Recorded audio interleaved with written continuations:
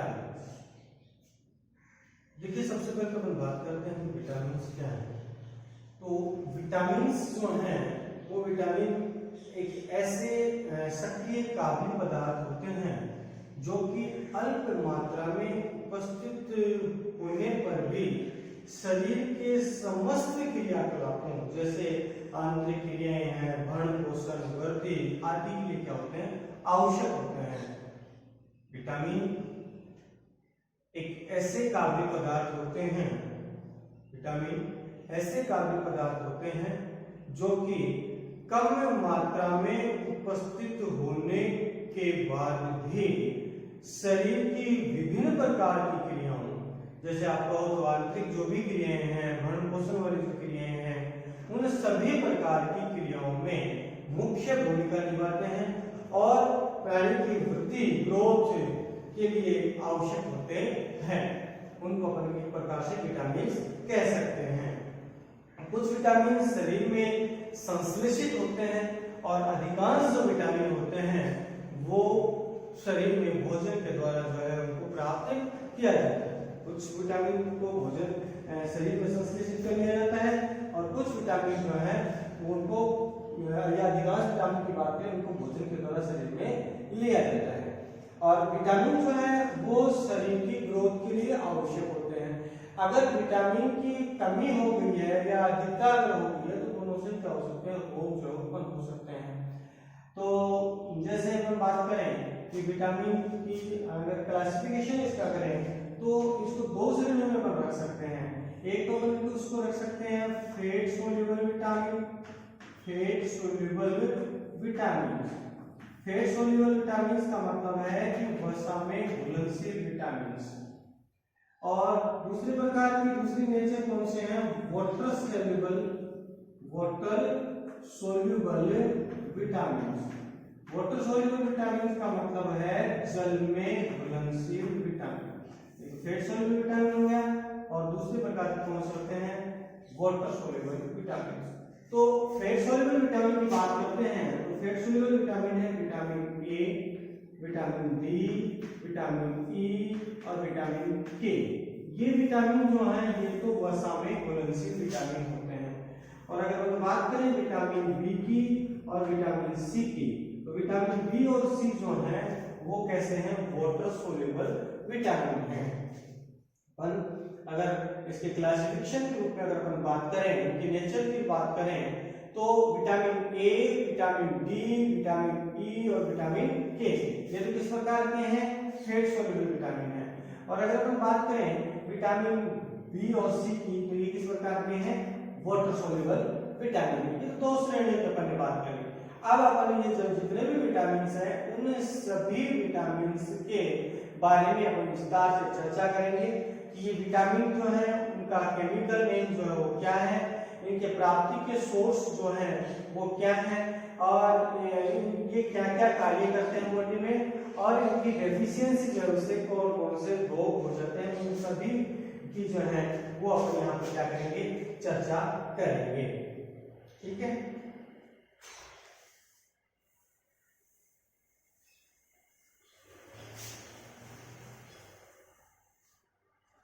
जैसे मैं यहां पर लिख रहा हूं विटामिन, विटामिन्स, फूड सोर्स,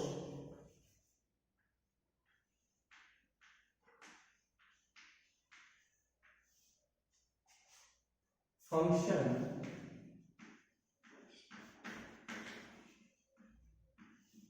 और डेफिशिएंसी डिजीज।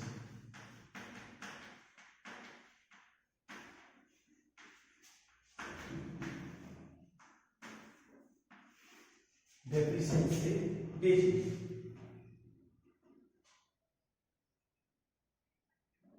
ठीक है, ये अपन बात करते हैं। देखिए सबसे पहले जो है वो अपन बात करेंगे विटामिन ए जो है, उस विटामिन ए की अपन बात करते हैं। देखिए विटामिन ए जो है उस विटामिन ए को कहा जाता है रेटिनोल। रेटिनोल, कैरोटीनॉइड जो है कैरोटीनॉइड भी है। और विटामिन ए जो है उस विटामिन ए को प्राप्त किया जा सकता है डेयरी मिल्क या डेयरी प्रोडक्ट्स के द्वारा। डेयरी प्रोडक्ट्स जो है उन डेयरी प्रोडक्ट्स के द्वारा, वेजिटेबल्स जो है, वेजिटेबल्स जो है, जो सब्जियां वगैरह की हम बात करते हैं उनके द्वारा प्राप्त किया जा सकता है। एग जो है उस एग की अगर हम बात कर लें तो एग के द्वारा जो है वो किया जा सकता है। मिल्क जो है डेयरी प्रोडक्ट में आ गया, मिल्क की अगर हम बात करते हैं उससे जो है इसको क्या कर सकते हैं, प्राप्त कर सकते हैं। फ्रूट है ना, फ्रूट है या फिश है, लीवर, ठीक है, ये जो है इनके द्वारा जो है विटामिन ए जो है उस विटामिन ए को क्या किया जा सकता है, प्राप्त किया जाता है। विटामिन ए जो होता है वो क्या काम करता है, तो रोडोप्सिन का सिंथेसिस करता है। सिंथेसिस ऑफ रोडोप्सिन, रोडोप्सिन जो है उस रोडोप्सिन के सिंथेसिस का काम करता है।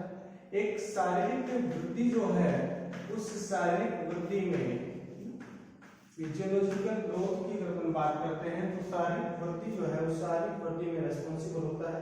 और त्वचा की जो कोशिकाएं होती हैं उनको स्वस्थ रखने का काम भी ये करता है। त्वचा की कोशिकाओं को स्वस्थ रखने का कार्य विटामिन ए, जिसको अपन रेटिनॉल बोल सकते हैं, रेटिनॉइड्स, जो कि फूड सोर्स जो है, मतलब किस किस से भोजन में प्राप्त होता है वो मिल्क या डेयरी प्रोडक्ट अपन बोले, वेजिटेबल्स सब्जियां, एग की अगर अपन बात करें अंडे की, फ्रूट है, फिश है, लीवर है, इनके अंदर जो है वो ये प्राप्त होता है।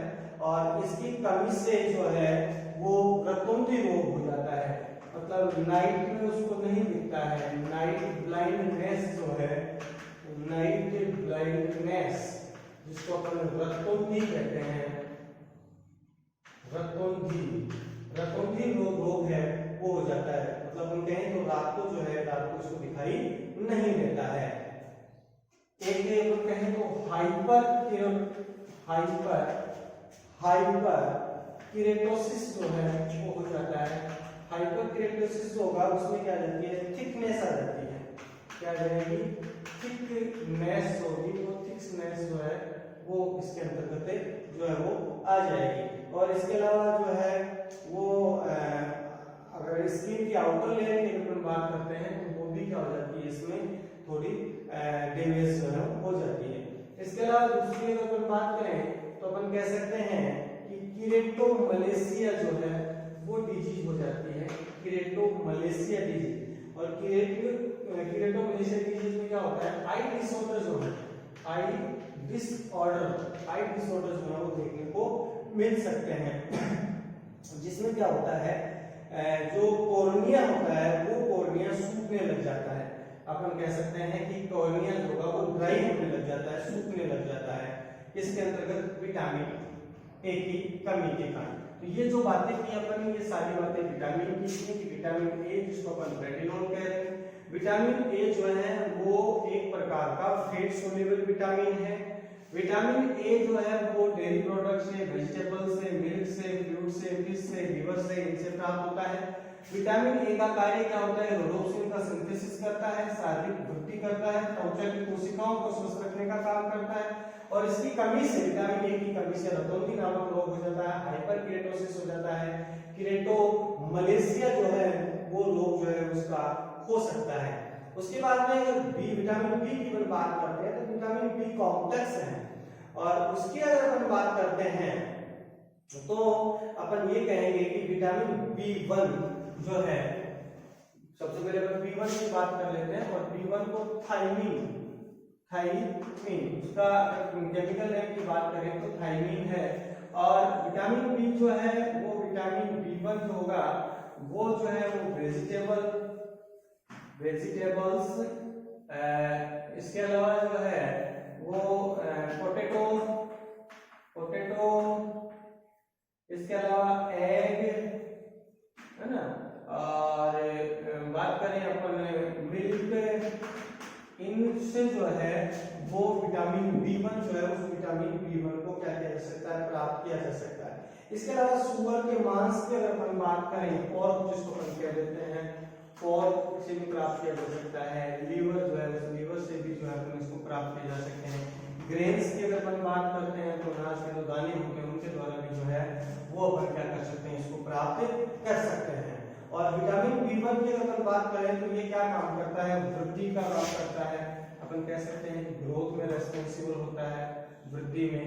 और कार्बोहाइड्रेट उपापचय की अपन बात करें, कार्बोहाइड्रेट उपापचय की क्रिया की अपन बात करें तो कार्बोहाइड्रेट के उपापचय होगा, उसके अंदर भी जो B1 है वो B1 मुख्य भागीदारी जो है निभाता है। इसके अलावा पेशियों के सामान्य कार्य का नियमन जो होता है वो भी करता है।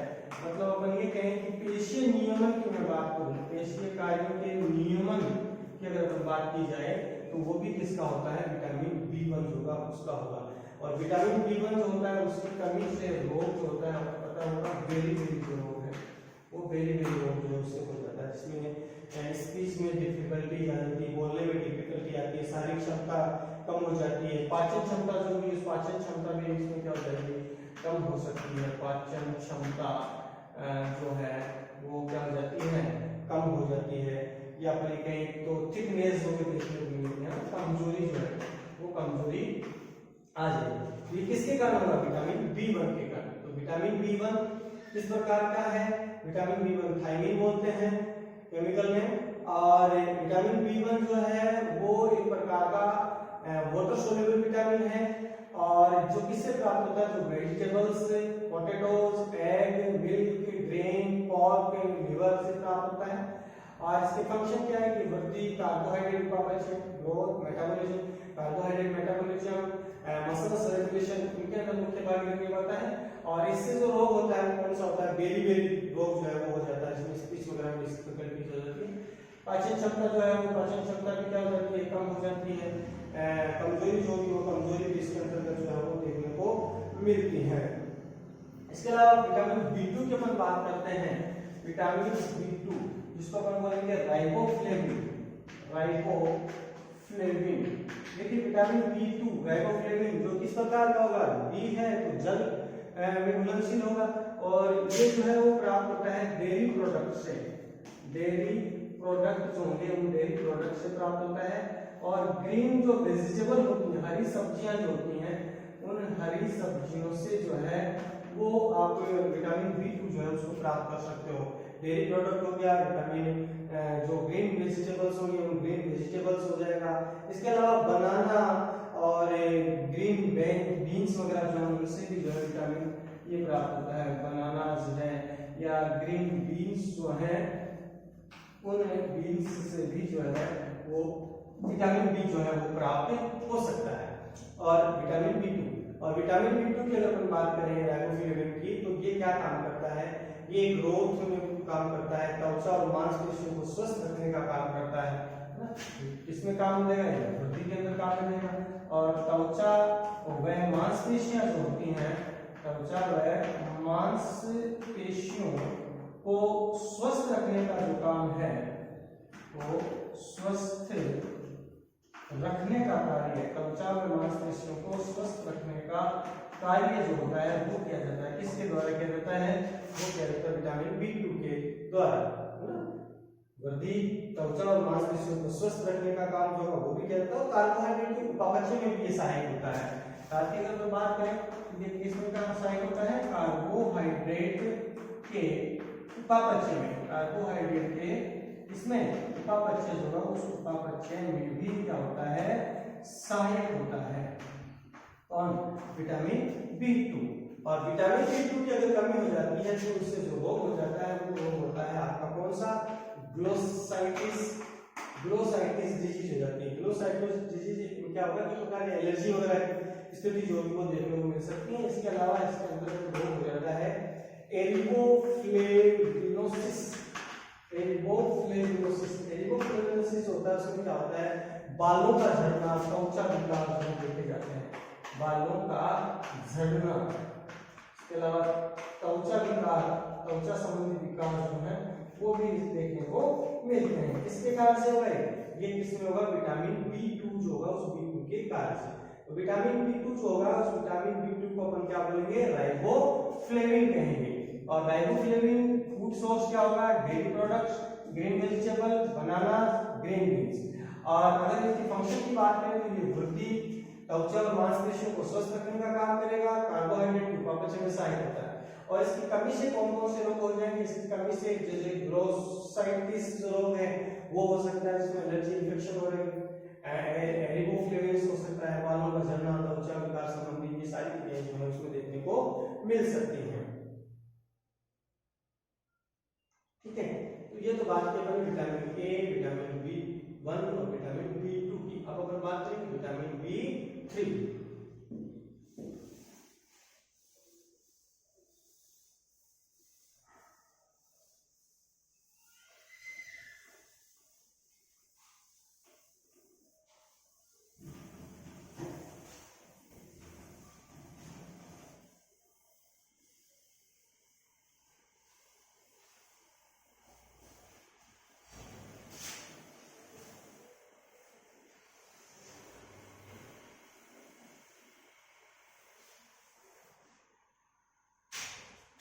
बात करेंगे विटामिन B3 और विटामिन B3 को हम बोला जाता है नियासिन। विटामिन B3 जो है उसका सोर्स है मीट, इसके अलावा एग, इसके अलावा अपन बात करें तो फिश, वेजिटेबल, मशरूम, इनसे जो है वो विटामिन B3 जो है वो प्राप्त किया जा सकता है। विटामिन B3 का केमिकल नेम की अपन बात करें तो अपन नियासिन बोलते हैं। और ये किस से प्राप्त हो सकता है, ये मीट है, एग है, फिश है, वेजिटेबल्स है, मशरूम है, इनसे प्राप्त हो सकता है। ये क्या काम करता है, तंत्रिका कार्यों का नियमन करने का काम करता है। तंत्रिका जो कार्य होंगे, नर्व से संबंधित जो कार्य होंगे, तो तंत्रिका कार्यों का रेगुलेशन करता है। तंत्रिका कार्यों का नियमन करने का जो काम होगा, वो नियमन करने का काम होगा वो इसके द्वारा किया जाता है। ये क्या काम करता है, ये जो कोएंजाइम NAD और NADP का क्या होता है, घटक होता है। और विटामिन B3 की कमी से पेलेग्रा रोग जो है हो जाता है, पेलेग्रा। और पेलेग्रा जो रोग होता है उसमें क्या होता है, स्किन संबंधी डिजीज जो है वो देखने को मिलती है। और साथ ही इसके अंदर हेडेक वाली जो क्रियाएं होती हैं, हेडेक वाली जो क्रियाएं होंगी वो हेडेक वाली क्रियाएं भी देखने को मिल सकती हैं। तो अपन बात करें विटामिन B3 की। विटामिन B3 क्या है, नियासिन, केमिकल नेम क्या है विटामिन B3 का, नियासिन। फूड सोर्स क्या होगा, meat, egg, fish, vegetable, mushroom. और इसका फंक्शन तंत्रिका कार्य का नियमन। और डेफिशिएंसी, इसकी कमी से होने वाले रोग, पेलेग्रा और हेडेक जो होगा वो इसकी कमी से होने वाला रोग हो जाएगा। ठीक है, इसके बाद में बात करते हैं विटामिन B5 की। विटामिन B5 जिसको अपन बोलेंगे पेंटोथेलिक एसिड।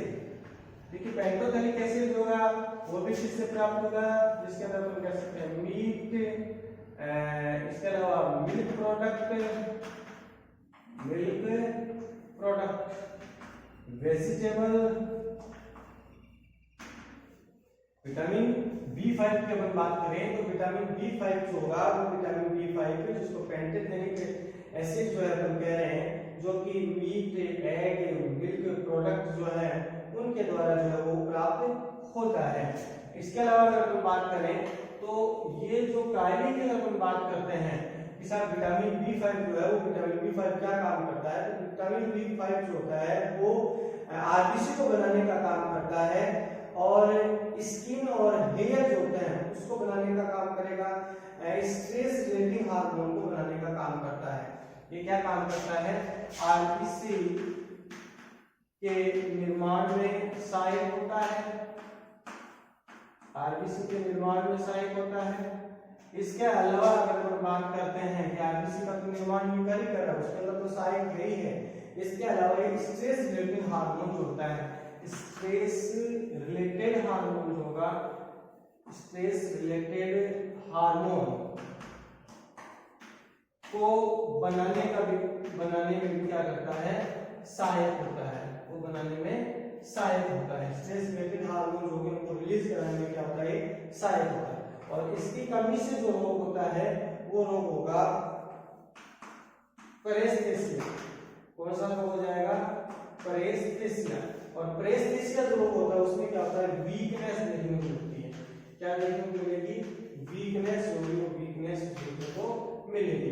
प्राणी के अंदर वीकनेस जो है वो वीकनेस देखने को मिल सकती है।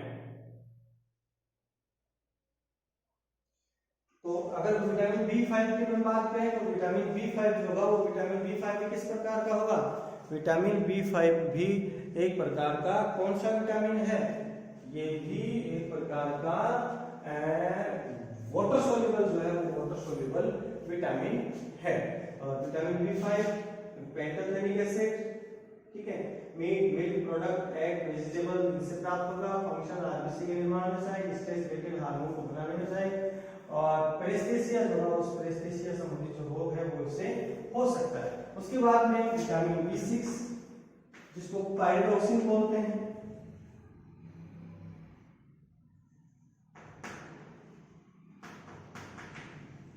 पाइरोक्सिन। और पाइरोक्सिन की हम बात करते हैं तो ये भी वेजिटेबल, मीट, फिश इनसे जो है वो क्या किया जा सकता है, प्राप्त किया जा सकता है। इसके अलावा एग, बनाना जो है इससे भी क्या हो सकता है, प्राप्त किया जा सकता है। तो हम बात करें एग, बनाना, है ना, इससे भी जो है वो विटामिन B6 होगा वो B6 जो है प्राप्त किया जा सकता है। और ये क्या काम करता है, ये एमिनो एसिड के उपापचय में कोएंजाइम की तरह कार्य करता है। ये क्या काम करता है, एमिनो एसिड जो होगा उन एमिनो एसिड के उपापचय में, एमिनो एसिड के उपापचय में कोएंजाइम की तरह कार्य करता है, की तरह कार्य करता है। ये विटामिन B6 जो है वो विटामिन B6 एमिनो एसिड के उपापचय में कोएंजाइम जो है उसको एंजाइम की तरह क्या करता है, कार्य करता है। और विटामिन B6 की कमी से एनीमिया रोग हो जाता है ना, एनीमिया जो रोग होगा वो एनीमिया रोग हो जाता है। इसके अलावा इसके अंदर पेरिफेरल न्यूरोपैथी जो है वो भी देखा जाता है। पेरिफेरल न्यूरोपैथी जिसमें वजन जो है वजन में क्या जाती है, कमी जो है वो देखने को मिल सकती है। तो विटामिन B6 की हम बात करते हैं तो विटामिन B6 जो होगा वो क्या होता है, पाइरोक्सिन बोलते हैं।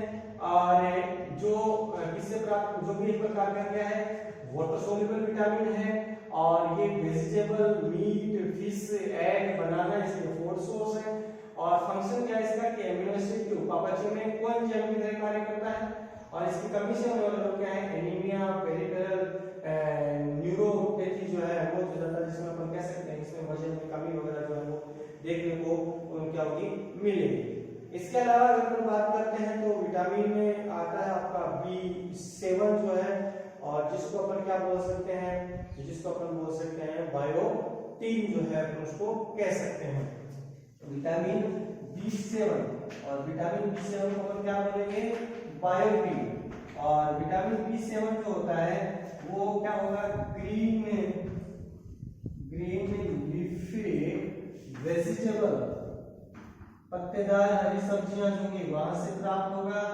और मिल्क से प्राप्त होगा, और लीवर से प्राप्त होगा, और एग्स होगा वहां से जो है वो विटामिन B7 जो है वो प्राप्त हो सकता है ना। एग है, मिल्क है, ग्रीन वेजिटेबल्स हैं, लीवर है, इनसे जो है ये क्या होगा, प्राप्त होगा। और ये कार्बोहाइड्रेट के उपापचय में सहायक होता है। ये क्या होता है, कार्बोहाइड्रेट के उपापचय में सहायक होता है, के उपापचय में क्या होता है, सहायक होता है। कार्बोहाइड्रेट के उपापचय में क्या होता है, सहायक होता है। Vitamin B7, biotin, egg, banana, green leafy vegetable, milk, liver, egg ये फूड सोर्स है। फंक्शन क्या है, कार्बोहाइड्रेट के उपापचय में सहायक होता है।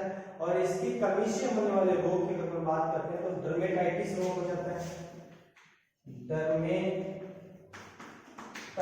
रोग, जिसको हम त्वचा शोथ बोलते हैं, डर्मेटाइटिस, जिसको आप त्वचा शोथ बोल सकते हो, आप त्वचा संबंधी रोग जिसको हम कह सकते हैं, त्वचा शोथ मतलब त्वचा संबंधी रोग जो होंगे वो त्वचा संबंधी रोग हो जाएंगे। इसके अलावा एनोरेक्सिया जो होगा मतलब अरुचि, अरुचि की अगर अपन बात करते हैं जिसको अपन अनोरेक्सिया बोलेंगे, अनोरेक्सिया वाली चीज हो जाएगी, जिसको अपन कहेंगे अरुचि, अरुचि वाली कंडीशन जो कि वो भी उस रूप में हो सकती है। इसके अलावा नेज़ल वाली क्रिया भी हो सकती है, NAUSA मतलब मतली जो है वो आती है, बार उल्टी आने की शिकायत जो है, मतली आने की शिकायत जो है वो भी हो सकती है। किसके कारण से, विटामिन B7 के कारण से। तो विटामिन B7 एक प्रकार का वाटर सोल्यूबल विटामिन है, इसका केमिकल नेम बायोटिन है, जो कि कहां से प्राप्त होगा, जो कि प्राप्त हो सकता है egg, banana, green leafy vegetable, green leafy vegetable हो गया, इसके अलावा मिल्क हो गया, लिवर हो गया, एग हो गया, इनसे प्राप्त हो सकता है। इसका काम क्या होगा, कार्बोहाइड्रेट उपापचय में सहायक होगा। और इसकी कमी से होने वाले लोग कौन से हो जाएंगे, डर्मेटाइटिस, जिसको त्वचा संबंधी रोग बोल सकते हैं, एनोरेक्सिया, अरुचि वाला, और मतली जो है वो हो सकता है। ठीक है, तो ये विटामिन B7 तक की बात कर ली। अब अपन आगे बात करें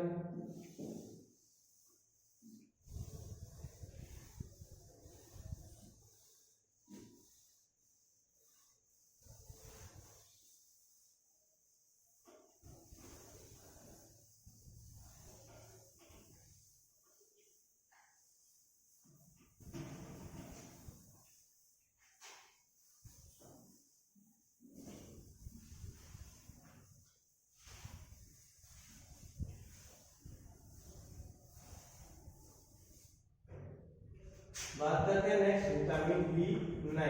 विटामिन B9 को बोलते हैं अपन folic acid, folic acid, vitamin B9।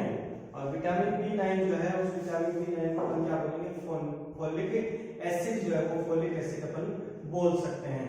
ये भी leafy green vegetable, leafy green vegetable से प्राप्त हो सकता है, लिवर से प्राप्त हो सकता है, ब्रेड से जो है वो क्या हो सकता है, प्राप्त किया जा सकता है। फूड सोर्स क्या होगा, leafy green vegetable, liver, bread, है ना। इसके अलावा सोयाबीन जो है, सोयाबीन जो है उससे भी क्या होता है, ये B9 जो है वो प्राप्त होता है। और B9 के मैं फंक्शन की बात करूं तो ये वृद्धि और रुधिर निर्माण में काम करता है, मतलब ये ग्रोथ और ब्लड फॉर्मेशन वाली जो क्रिया होती है उस ब्लड फॉर्मेशन की क्रिया में इतना इंपॉर्टेंट रोल जो है वो क्या करता है, प्ले करता है। और इसकी कमी से जो है विटामिन B9 है, उस विटामिन B9 की कमी से जो रोग होगा उसको अपन कह सकते हैं मेगालोब्लास्टिक एनीमिया जो है इससे हो सकता है। ठीक है, मेगालोब्लास्टिक एनीमिया जो है वो इससे हो सकता है। और इसके अलावा न्यूरल ट्यूब डिफेक्ट जो है वो इसके द्वारा देखे जा सकते हैं, न्यूरल ट्यूब डिफेक्ट्स जो है वो भी इसकी कमी से देखे जा सकते हैं। तो विटामिन B9 को अपन क्या बोलेंगे, फोलिक एसिड बोलेंगे। विटामिन B9 जो है वो कहां से प्राप्त किया जा सकता है, लीफी ग्रीन वेजिटेबल से प्राप्त किया जा सकता है, लिवर से प्राप्त किया जा सकता है, ब्रेड से प्राप्त किया जा सकता है, सोयाबीन से प्राप्त किया जा सकता है। B9 के कार्य क्या है, ग्रोथ और ब्लड फॉर्मेशन। और इसकी कमी से होने वाले लोगों की बात करते हैं तो मेगालोब्लास्टिक एनीमिया हो सकता है, न्यूरल ट्यूब जो है वो डिफेक्ट जो है वो देखने को मिल सकता है। ठीक है, इसके बाद में अपन बात करेंगे विटामिन B12 की, साइनोकोबालामिन।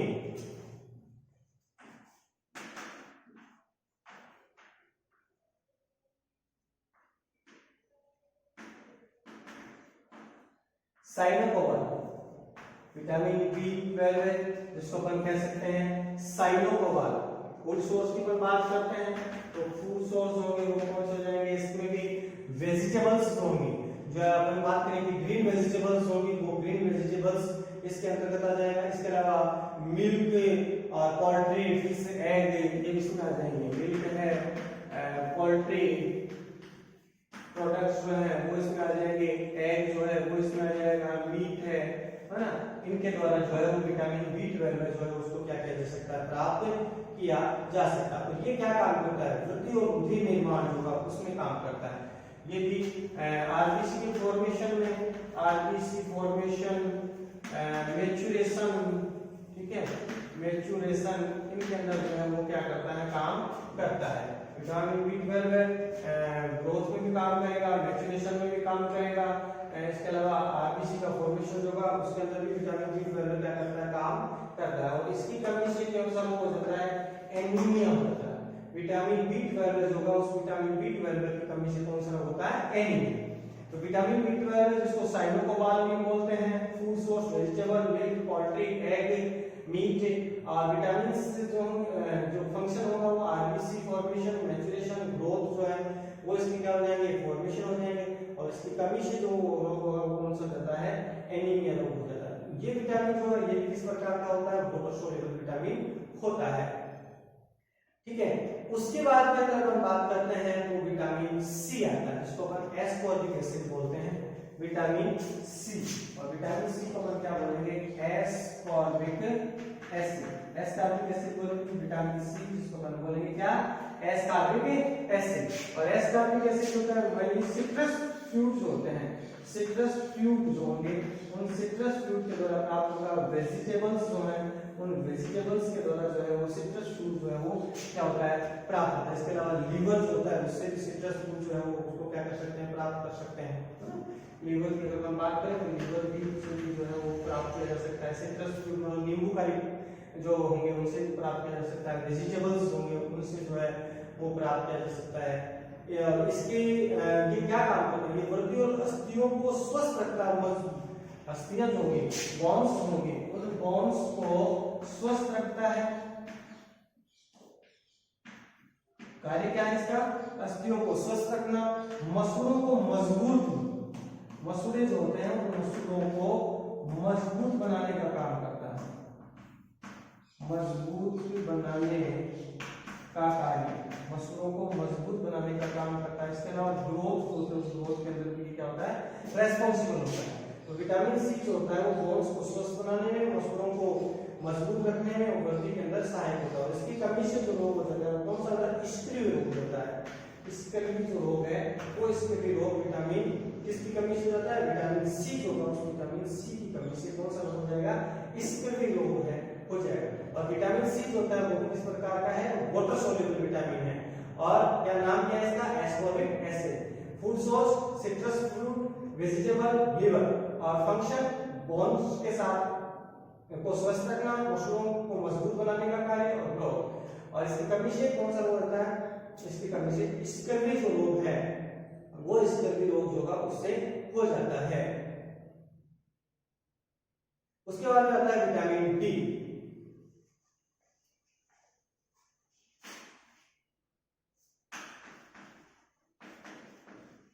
कैल्सीफेरोल भी उसको हम बोलते हैं, कैल्सीफेरोल जो है वो भी अपन कहते हैं। ये भी जो है वो लीवर है, एग है। इसके अलावा अल्ट्रावायलेट लाइट, वो सूर्य का जो प्रकाश है वो सूर्य के प्रकाश से जो है वो ये क्या होता है, प्राप्त होता है। इसके अलावा मशरूम जो है उस मशरूम से भी जो है इसको प्राप्त किया जा सकता है। मशरूम जो है उस मशरूम से भी विटामिन डी को प्राप्त किया जा सकता है। तो विटामिन डी, कैल्सीफेरोल और food source liver, egg, ultraviolet light और मशरूम। और अगर हम बात करें कि ये क्या काम करता है, तो ये भी हड्डियों को मजबूत रखता है। कैल्शियम फॉस्फेट का उपापचय करता है, कैल्शियम एंड फॉस्फोरस का मेटाबॉलिज्म का काम करता है, मेटाबॉलिज्म जो है उसका काम करता है। और हड्डियों को मजबूत रखने का काम करता है, हड्डियों को मजबूत रखने का कार्य करता है, रखने का कार्य करता है। हड्डियों को मजबूत बनाने का कार्य जो होगा वो क्या है, इसके द्वारा विटामिन डी के द्वारा। विटामिन डी की कमी से रिकेट्स रोग हो जाता है। विटामिन डी की कमी से कौन सा रोग हो जाता है, रिकेट्स रोग हो जाता है। और इसके साथ ऑस्टियोपोरोसिस रोग है, ऑस्टियोपोरोसिस ऑस्टियोपोरोसिस। और ऑस्टियोपोरोसिस क्या होता है? ऑस्टियोपोरोसिस का मतलब है ऑस्टियोपोरोसिस या ऑस्टियोमलेशिया भी बोल सकते हैं आप। ऑस्टियोमलेशिया डिजीज जो है वो मलेशिया डिजीज हो जाती है। इसका मतलब क्या होता है? हड्डियां जो है कमजोर हो जाती है या भंगुर प्रकृति की हो जाती है, जल्दी टूटने लग जाती है। तो लाइट जो है सनलाइट होगा, उस सनलाइट से अपने को कौन सा विटामिन प्राप्त होता है? कैल्शियम या विटामिन डी, जो कि लीवर, एग, सनलाइट, मशरूम से प्राप्त होता है। और ये क्या काम करता है? कैल्शियम फॉस्फेट के मेटाबॉलिज्म में काम करता है और हड्डियों को मजबूत बनाने का काम करता है। और विटामिन डी की कमी से कौन सा रोग होता है? रिकेट्स रोग हो जाता है। ऑस्टियोमलेशिया जो रोग है वो भी इसके अंतर्गत हो जाता है। और विटामिन डी जो है वो एक प्रकार का फैट सोल्यूबल विटामिन है। विटामिन डी किस प्रकार का है? फैट सोल्यूबल विटामिन है। ठीक है, इतनी चर्चा होगी। इसके बाद में आपके विटामिन बच रहे हैं विटामिन ई और विटामिन के। चलो बात करते हैं विटामिन ई और के की।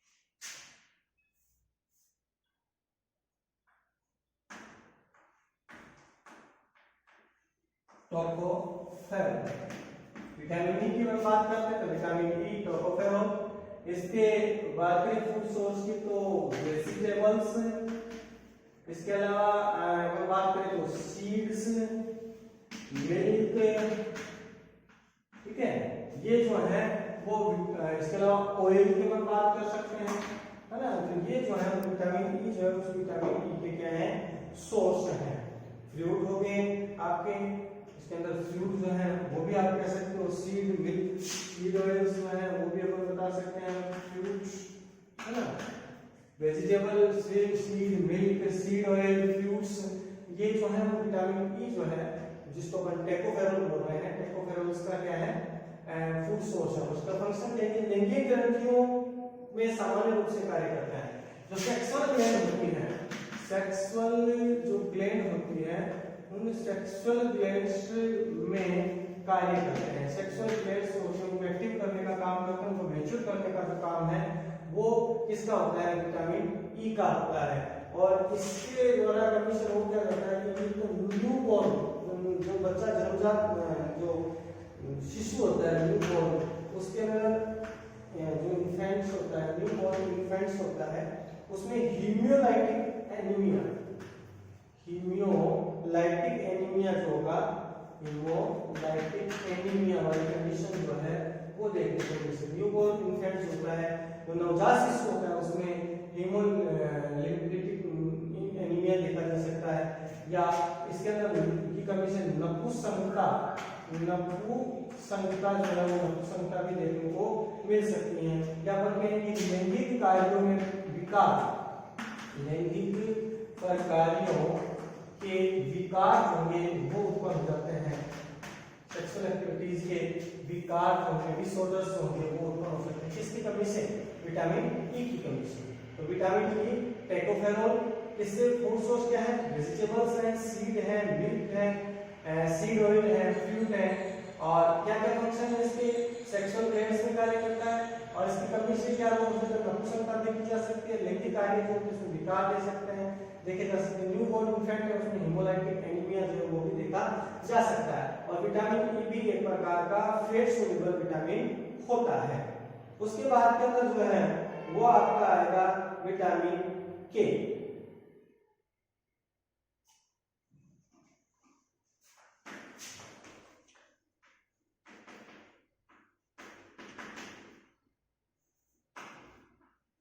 नेक्स्ट आएगा विटामिन के, जिसको फाइलोक्विनोन बोलेंगे। फाइलोक्विनोन भी ग्रीन लीफी वेजिटेबल्स जो है उनसे प्राप्त होता है।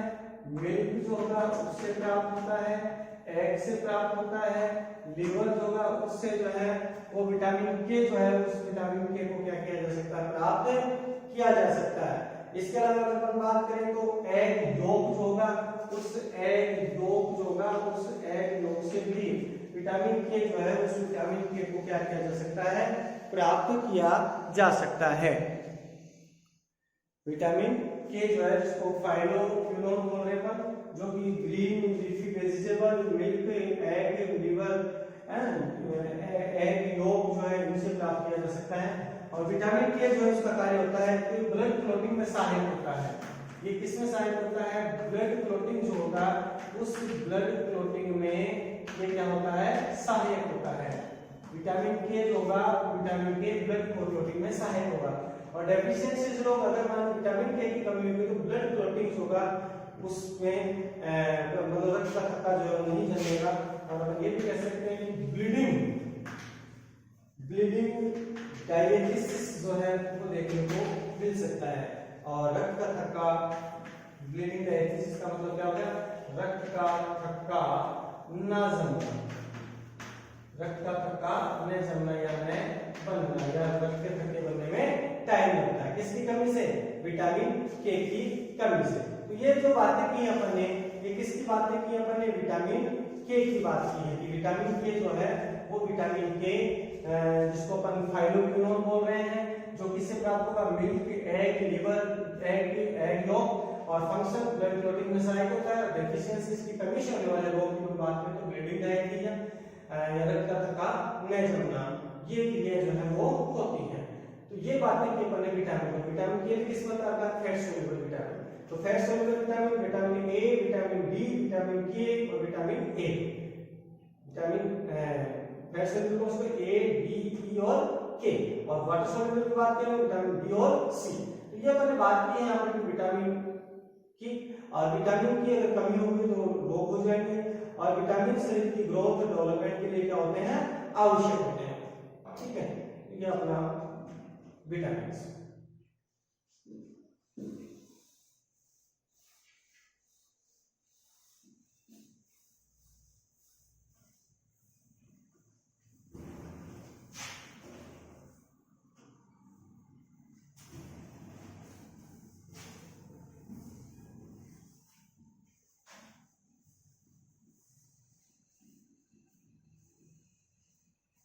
नेक्स्ट अपन बात करते हैं मिनरल्स। देखिए एक संतुलित आहार की मैं बात करूं तो संतुलित आहार में मिनरल्स जो है उस मिनरल्स की आवश्यक होता है। मिनरल्स की शरीर की ग्रोथ और डेवलपमेंट के लिए आवश्यक होता है। तो जिस प्रकार से विटामिन की हम बात कर रहे हैं, विटामिन भोजन में आवश्यक, उसी प्रकार से मिनरल्स जो है वो मिनरल्स भी जो है वो भोजन में क्या होते हैं, आवश्यक होते हैं। तो अपन बात करते हैं कि सोर्स की, फंक्शन की और डेली कितनी रिक्वायरमेंट होती है। तो सबसे पहले मैं यहाँ लिखूंगा मिनरल्स, इसके अलावा यहाँ पर मैं लिखूंगा सोर्स, यहाँ मैं लिखता हूँ फंक्शन, और यहाँ मैं लिखूंगा डेली रिक्वायरमेंट, डेली कितनी रिक्वायरमेंट, डेली जो है वो कितनी रिक्वायरमेंट। देखिए सबसे पहले जो है वो मैं बात करता हूँ कैल्शियम। कैल्शियम देखिए कैल्शियम किससे प्राप्त होता है, मिल्क प्रोडक्ट से, मिल्क प्रोडक्ट। इसके अलावा वेजिटेबल्स है ना, इनसे जो है वो कैल्शियम को उसको प्राप्त किया जा सकता है। मिल्क प्रोडक्ट हैं, वेजिटेबल्स हैं, इनसे प्राप्त किया जाता है। या इसके अलावा फिश और बीन्स हम इनसे भी प्राप्त कर सकते हैं इसको। फिश हैं, बीन्स हैं, इनसे भी जो है वो आप कैल्शियम जो है उस कैल्शियम को प्राप्त किया जा सकता है। और ये क्या काम करता है, बोन्स और टीथ का फॉर्मेशन करता है। ठीक है, इसका क्या काम होता है, फॉर्मेशन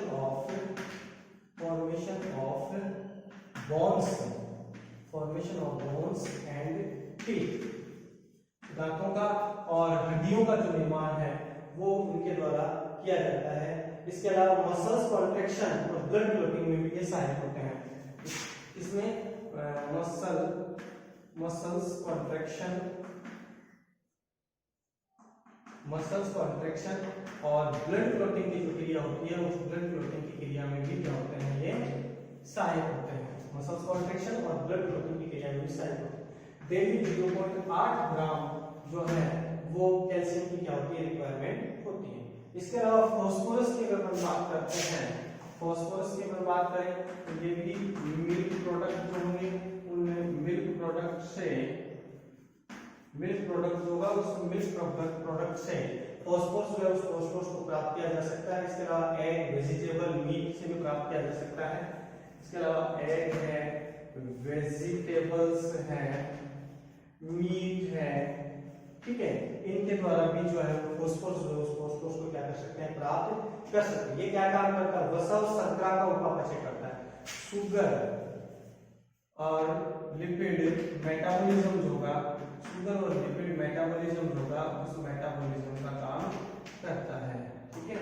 शुगर और लिपिड मेटाबॉलिज्म जो इसका काम करता है और उसकी आवश्यकता होती है 0.8 to 1.3 ग्राम पर डे।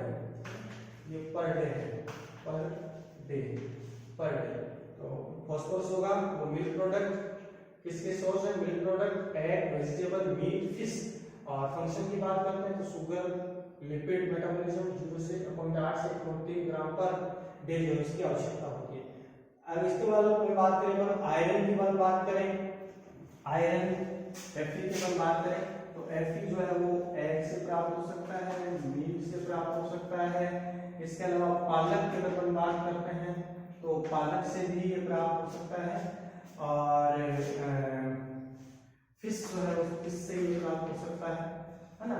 ये फिर जो है उसकी आयरन की हम बात करें, लिवर है, मीट है, लिवर से जो है लिवर से भी प्राप्त हो सकता है।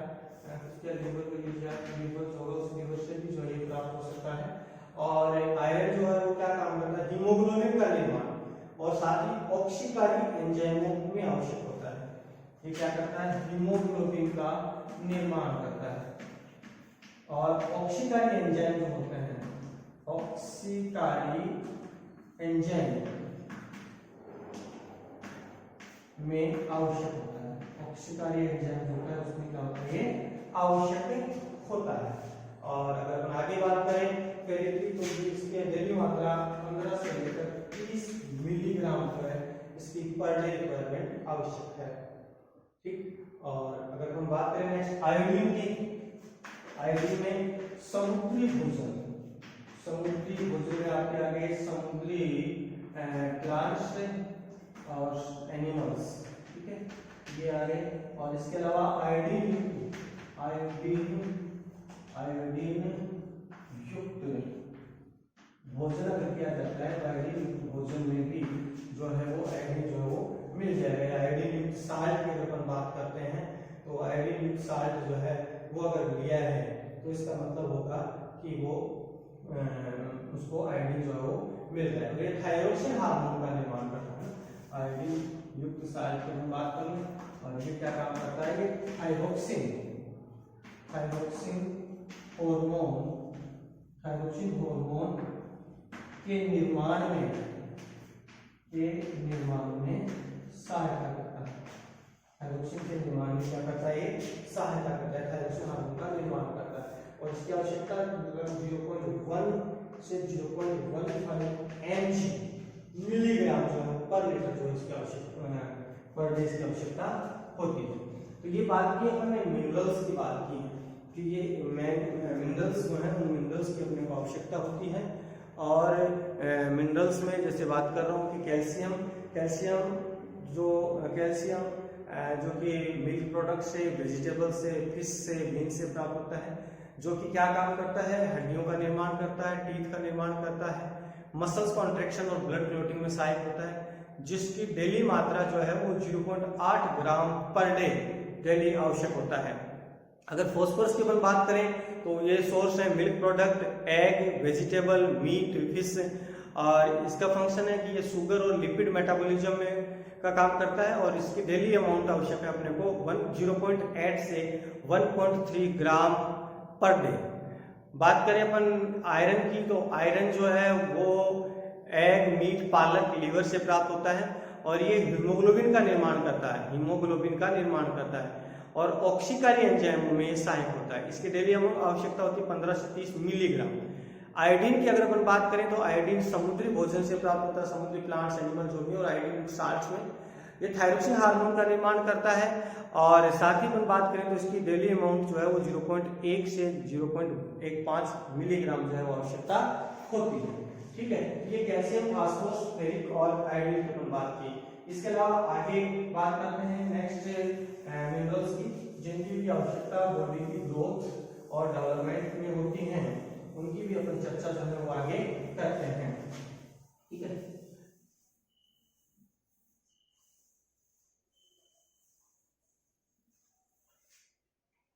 नेक्स्ट बात करते हैं अपन सोडियम। सोडियम जो कि प्राप्त होता है मिल्क, फिश, एग। ठीक है, सोडियम की हम बात करें तो सोडियम जो है वो मिल्क, फिश, एग जो है उससे प्राप्त होता है। इसके अलावा मीट जो है इनसे भी सोडियम जो है वो सोडियम प्राप्त होता है। और सोडियम जो है सोडियम के कार्य की मैं बात करूं तो ये वाटर बैलेंस और पेशीय तंत्रिकाओं के उद्दीपन उत्पन्न करता है। पेशी व तंत्रिकाओं के उद्दीपन में कार्य करता है। पेशी व तंत्रिकाएं जो होंगे उनके उद्दीपन होगा, उसको उद्दीपन में कार्य करता है। उद्दीपक का कार्य करता है। वाटर बैलेंस की हम बात करते हैं, या कहते हैं कि जल संतुलन वाली क्रिया होती है, तो जल संतुलन की क्रिया के अंदर भी ये आवश्यक होता है, कार्य करता है। और इसके डेली अमाउंट 0.5 ग्राम पर डे जो है वो अमाउंट जो इसकी आवश्यक होती है। उसके बाद में अगर बात करते हैं तो पोटेशियम की अपन बात करें, जो मीट, फिश, वेजिटेबल्स, ठीक है, इनसे प्राप्त किया जा सकता है। पोटेशियम की बात करें तो मिल्क, फिश, वेजिटेबल्स, फ्रूट्स जो है उनसे भी प्राप्त किया जा सकता है। फ्रूट्स होंगे, फ्रूट्स उनसे भी प्राप्त किया। और ये क्या करता है, हृदय की धड़कन का नियमन करता है। हृदय की धड़कन का नियमन जो है वो ये करता है, नियमन। हृदय की धड़कन मतलब हार्ट बीट होगा, उस हार्ट बीट का नियमन करने का काम पोटेशियम का होता है। ये 0.8 से 1.3 मिलीग्राम इसकी आवश्यकता होती है पर डे। 0.8 से 1.3 मिलीग्राम पर डे इसकी आवश्यकता होती है। और नेक्स्ट अपन बात करें तो कोबाल्ट,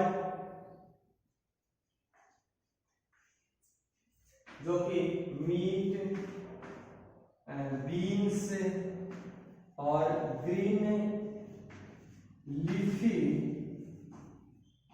वेजिटेबल से प्राप्त होता है।